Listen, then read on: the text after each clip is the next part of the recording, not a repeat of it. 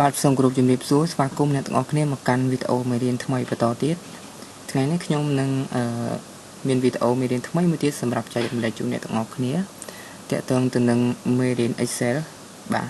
អញ្ចឹងមុនចូលទៅកាន់វីដេអូមេរៀនសូមអ្នកទាំងអស់គ្នាជួយចុច like ឬក៏ចុច Subscribe និងដាក់រូបកណ្ដឹងទៅនៅលើ Channel របស់ខ្ញុំដើម្បីទទួលបានវីដេអូថ្មីៗបន្ថែមទៀតខ្ញុំនឹងព្យាយាមធ្វើវីដេអូឲ្យបានច្រើនដើម្បីចែករំលែកជូនអ្នកទាំងអស់គ្នាហើយនឹងក្នុង channel របស់ខ្ញុំមានមេរៀនច្រើនខ្ញុំបានធ្វើដូចជា Word Excel PowerPoint CorelDRAW ហើយថ្មីខាងមុខនេះខ្ញុំនឹងមានចេញជាមេរៀន Photoshop ក៏ដូចជា illustrator បន្ថែមទៀតនឹងមានមេរៀនជាច្រើនទៀតដើម្បីចែករំលែកជូនអ្នកទាំងអស់គ្នាបាទអញ្ចឹងកុំឲ្យខាត់ពេលយូរចូលទៅកាន់វីដេអូមេរៀនទាំងអស់គ្នាបាទនេះគឺជាមេរៀនដែលខ្ញុំត្រូវបង្ហាញទៅអ្នកទាំងអស់គ្នាតាក់ទងទៅនឹងរូបមន្តmark បាទអញ្ចឹងរូបមន្ត mark គឺជារូបមន្តមួយដែលយើងប្រើសម្រាប់គណនារកចំនួនដែលធំជាងគេបាទអូខេ cell មួយនេះគឺបានន័យថាខ្ញុំចង់បង្ហាញថាចាប់ពី cell ណា cell ដំបូងគេណាបានន័យថា cell ដំបូងចំនួនដំបូងដែលអ្នកទាំងអស់គ្នាធ្វើការគណនារហូតទៅដល់ចំនួនចុងក្រោយបំផុតដែលអ្នកទាំងអស់គ្នាធ្វើការគណនាបាទហើយពេលណាដែលយើងសរសេរយើងត្រូវសរសេរបែបនេះខាងក្រោមនេះខ្ញុំឧទាហរណ៍ឲ្យសេសញ្ញាស្មើ MAX ហើយបើកបញ្ចក់ដូចជារូបមន្តមុនដែរដូចជារូបមន្តមុនដែរទេគឺយើងបានន័យថា M2 រហូតទៅដល់ M82 ដល់ M2 ហើយនឹងចុច Enter អញ្ចឹងវាជាការស្រេចរូបមន្តនេះមិនមានអ្វីពិបាកក្នុងការគណនាទេអ្នកនរគ្នាគ្រាន់តែឲ្យតែចេះទៅសេរូបមន្តនេះ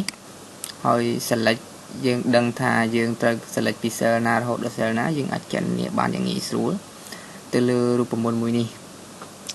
បាទរូបមន្តហ្នឹងគឺគេប្រើដើម្បីរកចំនួននេះអញ្ចឹងខ្ញុំមានចំនួនតួលេខទាំងអស់នេះដែលខ្ញុំបានបង្ហាញអ្នកទាំងអស់គ្នាហ្នឹងចំនួនតួលេខទាំងអស់ហ្នឹងគឺខ្ញុំនឹងរកចំនួនតួលេខណាដែលធំជាងគេដោយយើងមិនចាំបាច់រាប់ទេនេះគ្រាន់តែជាឧទាហរណ៍ទេដែលខ្ញុំដាក់ចំនួនហ្នឹងឲ្យអ្នកទាំងអស់គ្នា10លេខបាទបើន័យថា10ចុះបើសិនជាអ្នកទាំងអស់គ្នាមានរហូតទៅដល់5ទៅ600តួលេខអញ្ចឹងណាហើយយើងចង់ដឹងថាតើនៅក្នុងតារាងកិច្ចការរបស់យើង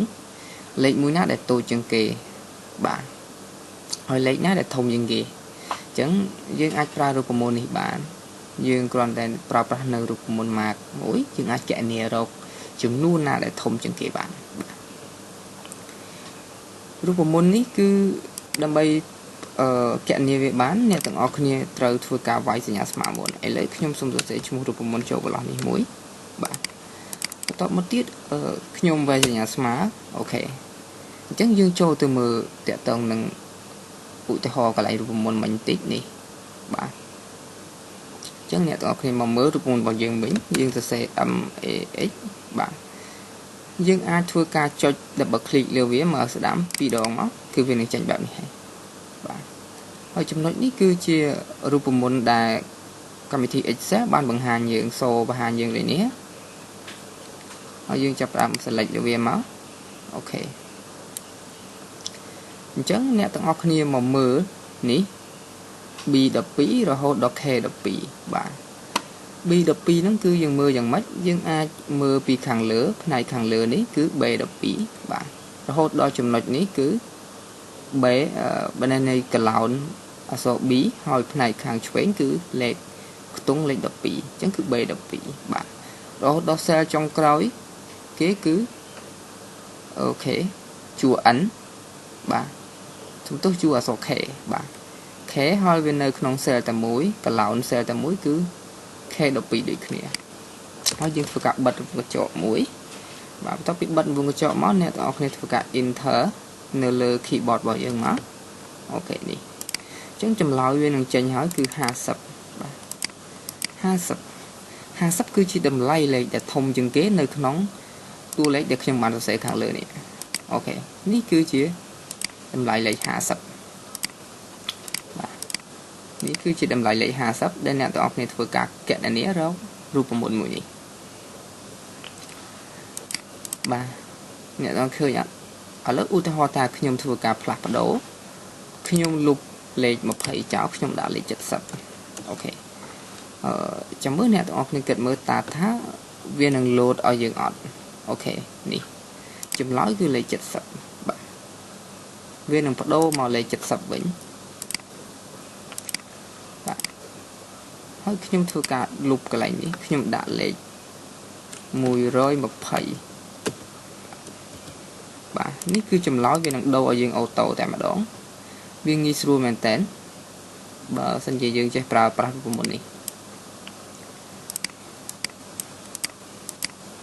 យើងអាចធ្វើការកែសម្រួលអីបន្ថែមបន្ថយលេខអីបានលើពីនឹងទៀតអូខេអញ្ចឹងវាចេញ900ហើយបើយើងដូរទៅគឺវានឹង load auto ដែរទេខ្ញុំដាក់នេះ8បាទអញ្ចឹងនៅ120ហើយ120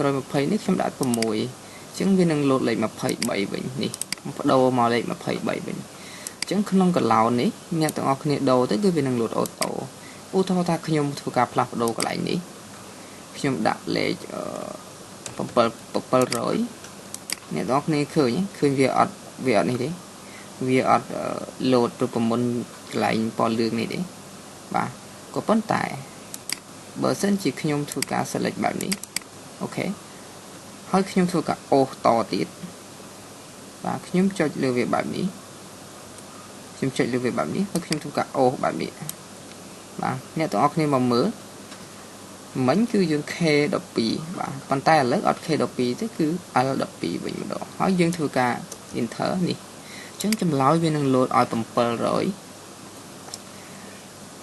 បាទចំណុចនេះគឺអ្នកទាំងអស់គ្នា select នៅលើ cell ណាមួយរូបមន្តវានឹងចាប់តែនៅលើ cell នេះទេបើសិនជាអ្នកទាំងអស់គ្នាចង់បានឲ្យវា load auto បន្ថែមទៀតយើងគ្រាន់តែចុចលើរូបមន្តមួយនេះបាទហើយយើងចាប់ផ្ដើមដាក់សញ្ញា cursor របស់យើងឲ្យចេញសញ្ញាព្រួយ2មកហើយយើងចាប់ផ្ដើមទាញទៅគឺវានឹង load auto ហើយនេះតាក់ទងទៅនឹងរូបមន្តmark បាទអញ្ចឹងរូបមន្តនេះគឺងាយស្រួលបំផុតក្នុងការកណនាដើម្បីស្វែងរកចំនួនមួយណាដែលទូចឬក៏សំទោសរកចំនួនដែលធំជាងគេបាទគឺងាយស្រួលមែនតើដោយយើងមិនចាំបាច់ទៅស្វែងរក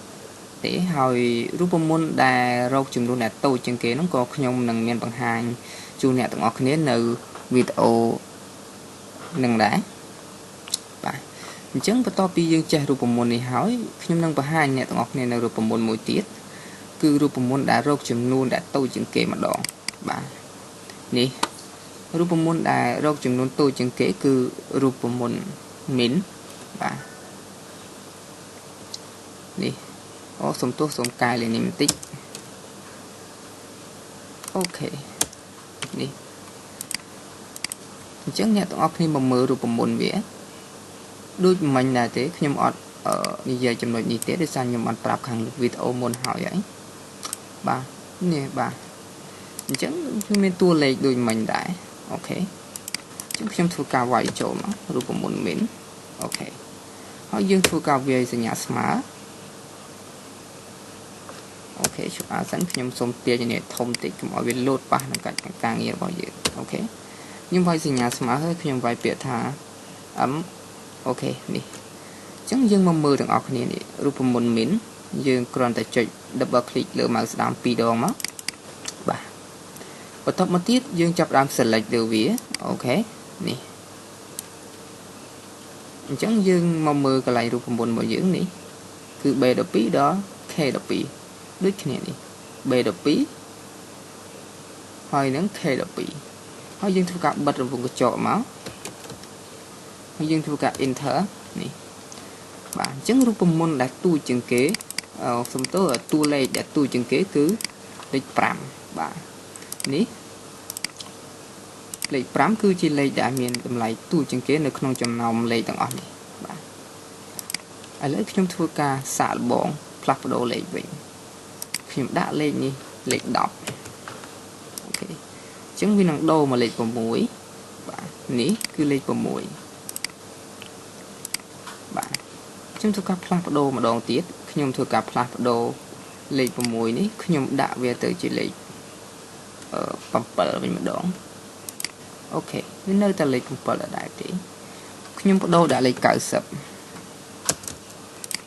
ok nhưng xong đôi đã lấy cả sập thôi chỉ mới này tụi này về chắp lấy cầm buồn đi mà đòn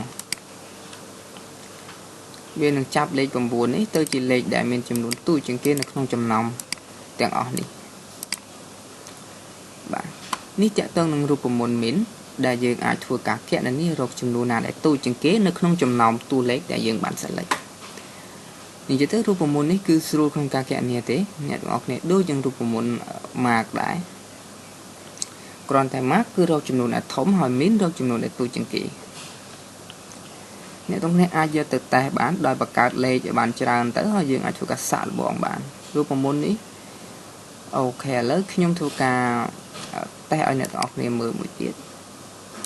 โอเคด้วยมันได้เต้ขยมถูกการไทม์เลยในครั้งcái tùy cái hình đã lịch bì